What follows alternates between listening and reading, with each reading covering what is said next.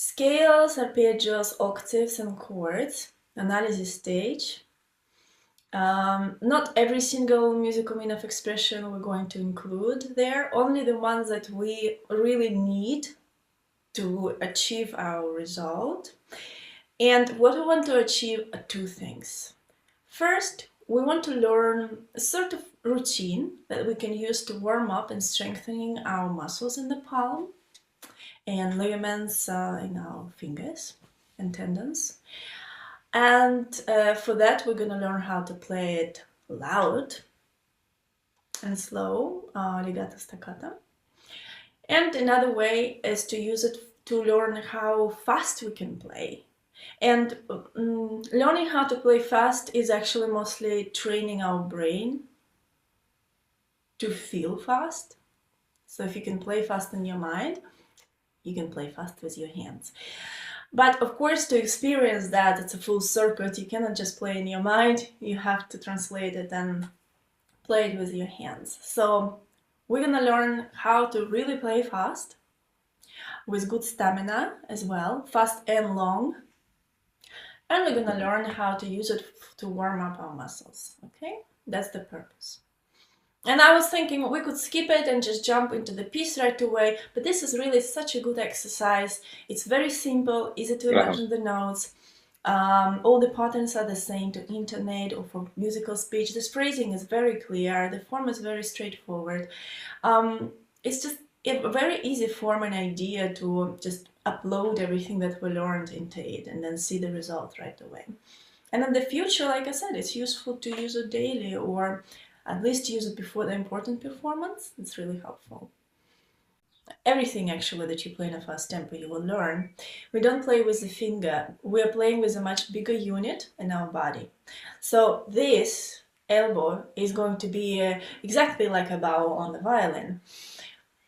And all the notes here are just like inside your bow stroke. Okay, so the same here. When you play scale on a fast tempo, you don't want to feel that this is ahead of your arm. You don't want to feel this. You want to feel that this one is leading and the rest is just like pearls on the string are coming.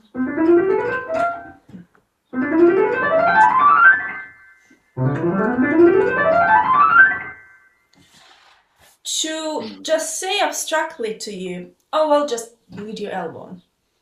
Nah. Some might get, some might not. But if you understand it and do it in small step correctly, then in the bigger picture it comes out always 100% correct. So to choose where to move elbow, remember we were talking about in the previous lesson, we want to combine the elbow motion with the pulse. Okay, so we need to find in this abstract, passage, where would be the pulses there? So second step is to understand why I united all the notes in a group of 7.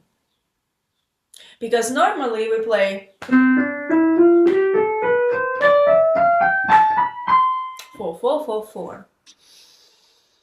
Again, zooming out, looking forward, when we're going to put a phrasing on it, we want to find the grouping of the note that would fit perfectly to our phrasing. This is motif, 2, 2, 2. We don't want to have like 2 motifs, and then 1 motif.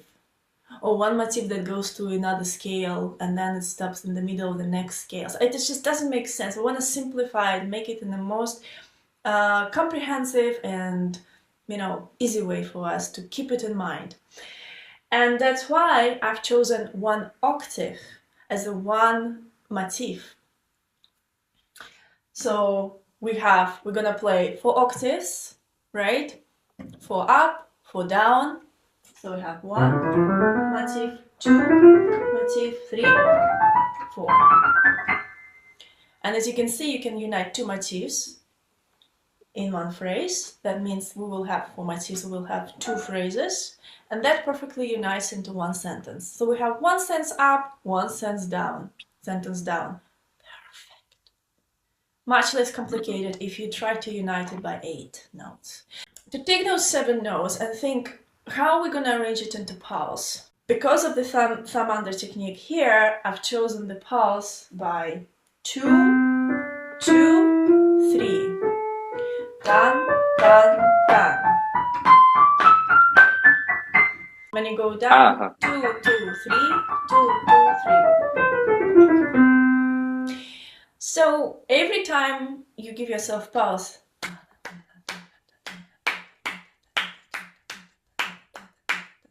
when you speed up, you know this is where you move your elbow. So if I'm breaking it down, move, move, move, move, move, move, move, move, move, move. This is what I do with my elbow. You know what they say about the, for example, you know what they say about the circle? Interesting bit of information. No, funny fact. So the circle is infinite number of finite lines. So if you make 2 lines, 3 lines, it's triangle. 4 lines is quadrat, square. Anyway, if you take very small and short lines and you make them millions of them, they will start creating the circle if you just connect one to another. So it's a little bit the same here. It appears when I play like one line, but actually what I'm doing is, well, quite finite quantity of short lines here. Move, move, move.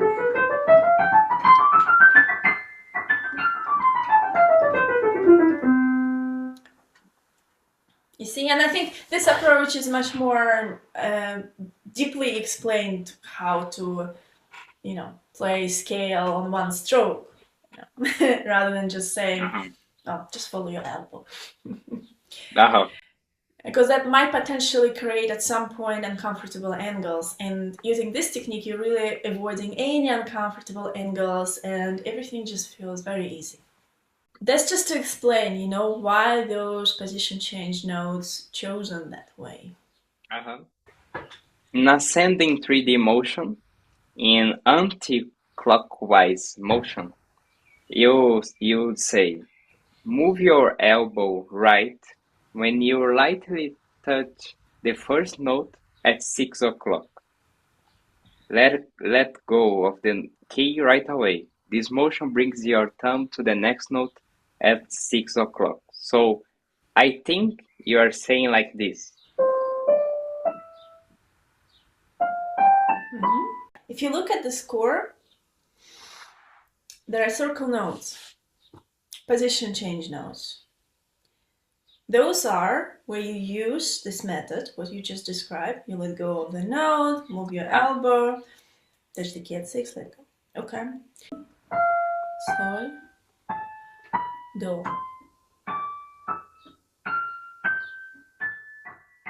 And when you go down, do, la, fa. So at 6, you move your wrist, but you don't move your elbow. And then at 6 you play, and as soon as you play, you let go of the note. So all the tension that accumulates during the circle and a little bit of stretch here, because you release it right away, it's gone. And you can do, just think, 6, make sure it makes 3, 12, and like when I go from 9 to 6 with my wrist, that naturally brings thumb to do.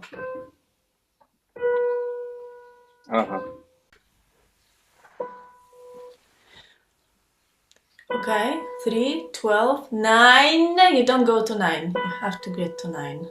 9, 9, 9, 9. And from 9, now it brings your thumb. So you don't really do this with your thumb. You just wait when your wrist brings your thumb when you go from 9 to 6. You don't finish 9. Your clock is a little bit like Salvador Dali clock. It's not really round. It's sort of like 6, 3, 12, fully 9 to 6, and then you play. Yeah. Mm. Yeah, that's better. Yeah. Looks easy. Uh-huh. This is a very good, another example of how we can first accumulate a little bit of tension by holding on, but then as soon as we touch the next key, we release the nose, we move our elbow, and that eliminates all the tension. Yeah, the tension is especially in the 9, I think. Mm-hmm. Like here. Mm-hmm. Yeah, just in that very moment, I would even say 7 to 6, that very moment. At 9, it's still alright, but when you go like from 7 to 6, there's a little bit of stretch, but then it's just for a moment, because at 6, you let it go. So it's a little bit like from 7 to 9, you stretch the rubber and then you let go. So everything is okay.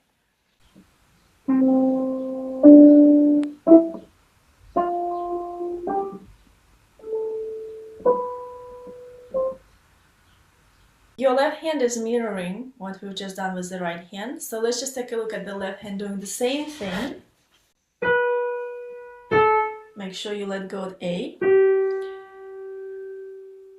F, and now the same thing from Re to Do. You hold it, you don't move your elbow, you make sure that you make 3, and when you go from 3, it brings thumb at 6 to Do, and then you let go. So, maybe I show here.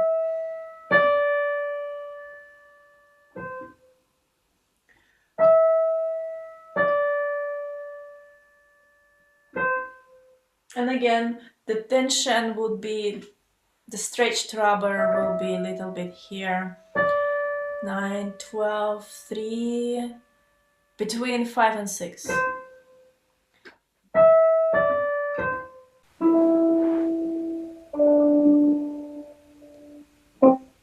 Again.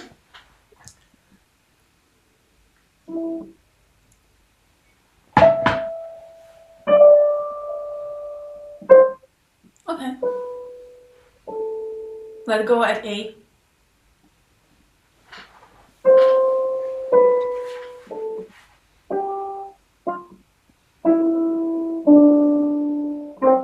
Yeah. Again, in fast tempo, all of this will become just inside your muscles. Remember, like in everything, when we're gonna play fast, it's gonna be just one line. So we're not doing this anymore. And the fast tempo is just, but it's in a very comfortable angle. But and again, it will be all naturally there when you're gonna speed up doing this.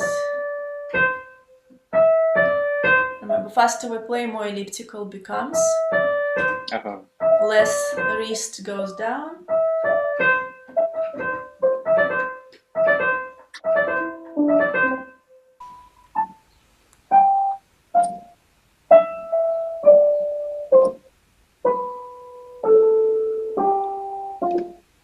Yeah, it's good, just don't forget A.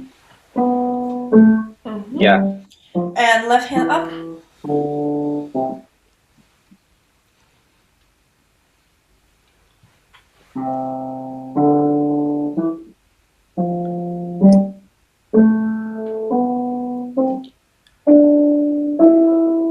Don't forget E. Okay, so no problem here. You understand that the routine that we're gonna play is gonna be looking like this. So we're playing C major, then D major, then D, E, Okay, so basically it's left, left, and then right.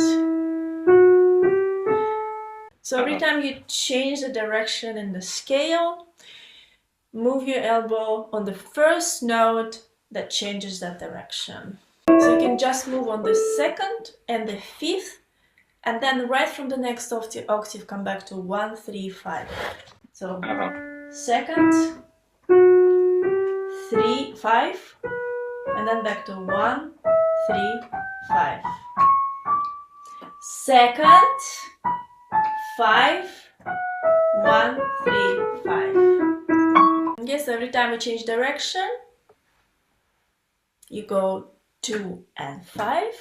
You move your elbow on the second and the fifth note of the scale. Then you come back right away from the next octave. 1, 3, 5, 1, 3, 5, 1, 3, 5. Then you go again 2, 5. Then you come back 1, 3, 5, 1, 3, 5, 1, 3, 5, 1, 3, 5, 1, 3, 5, 1, 3, 5, 2,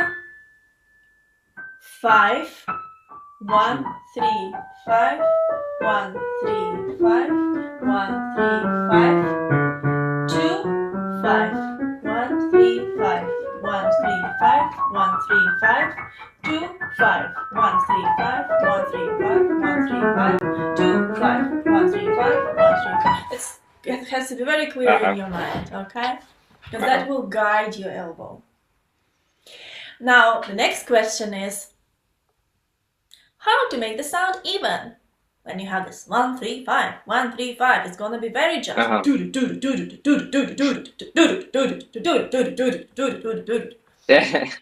And that's why in the stage of after you figure out all the motions correctly with wrist and elbow, the second step, imagining the notes in sound texture with sound movement.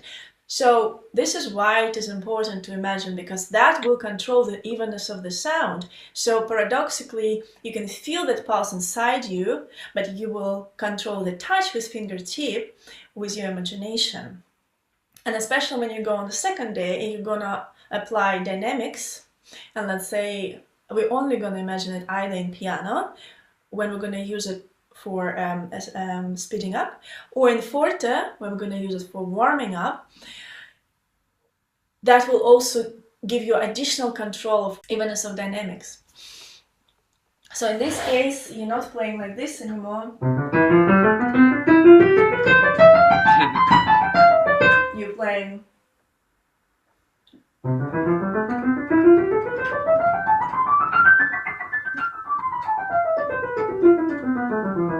because you even up all your fingers with your sound imagination.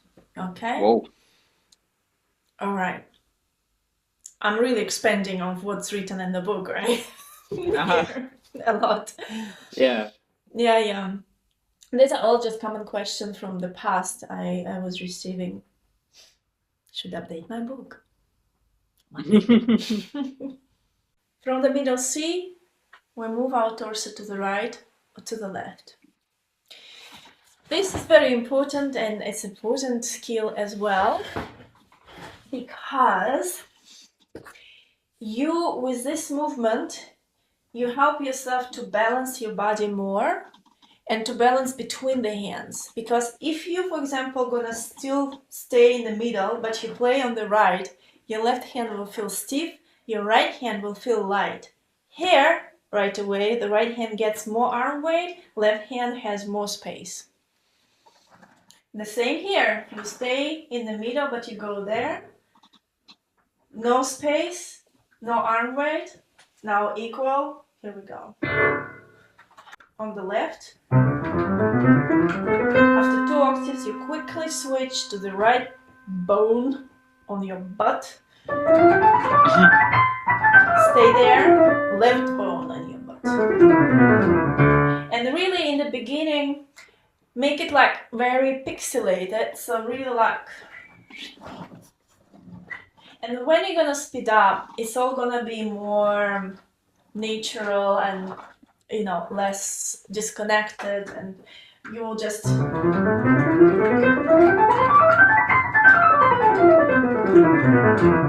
it really helps a lot than just playing and sitting straight or moving in a not organized way with your torso. Sometimes you move, Uh-huh. sometimes you don't.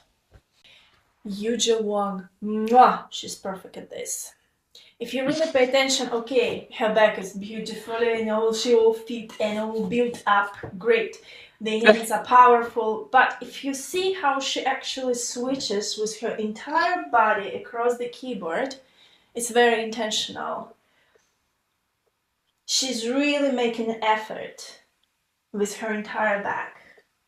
And this is great to see when she plays. Uh-huh. It's like she's switching the entire upper body, left or right. Does it feel familiar when you imagine her? Uh-huh. Yeah. Yeah, just like a statue.